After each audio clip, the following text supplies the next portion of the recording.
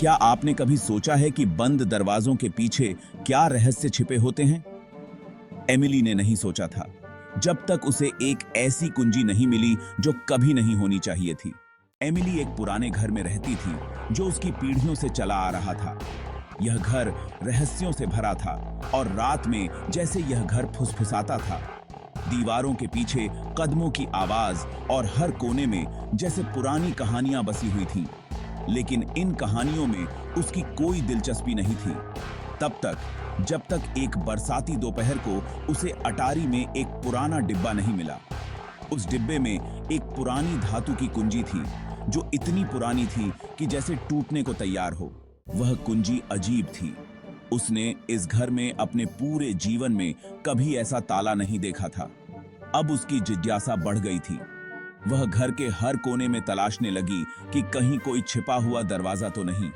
आखिरकार उसे वह दरवाजा मिला, स्टडी के एक कोने में, जहां वह हमेशा पढ़ाई करती थी। यह दरवाजा उसने पहले कभी नहीं देखा था। उसका दिल तेजी से धड़कने लगा जब उसने कुंजी ताले में डाली। दरवाजा धीरे धीरे खुला और अंदर एक धूल से भरा कमरा था जो सालों से शायद छुआ भी नहीं गया था। कमरे के बीच में एक पुरानी मेज थी और उस पर एक जर्नल रखा था। एमिली ने वह जर्नल उठाया और जैसे ही उसने पन्ने पलटे, उसकी धड़कनें तेज हो गईं।